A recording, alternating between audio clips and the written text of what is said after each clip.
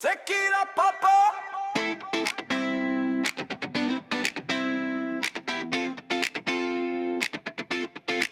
Ja, kan tequila, loop nie hand aan hand nie. Maar vanaand het iemand vir my planne gehad.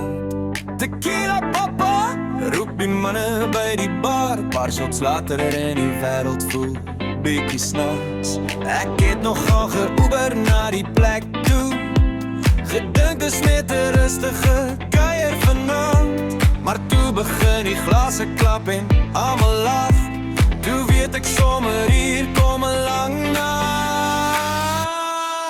Tequila papa, dis waar het begin. My eers vinksie, toe raak die wêreld aan spin. Lekker gekuier tot 12, mariaku en tequila bly maar 'n slegte kombinasie, my vriend. Dit was 'n lekker vinksie, mense het gesing, stories vertel en die musiek het gedreun. Toe raak het uitfees, alles draai skeef en iemand sê, "Boet, jy moet huis toe gaan."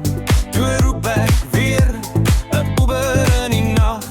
Drywer vra, "Boet, het jy 'n lekker aand gehad?" Ek sê, "Ja maar broer, ek voel dit môre eers tequila maak 'n man se planne sommer die mekaar." Tequila papa, dis waar het begin.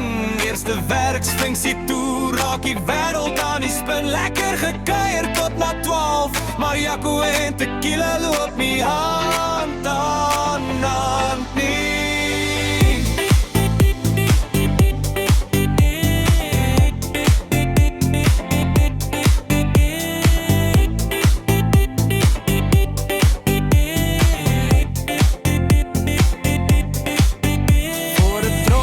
Ek glo bietjie geslaap, dis wat my vriende die volgende dag vir my sê. Ek onthou net die lag en die koue sement en iemand wat sê, "Boet, waar bly jy?"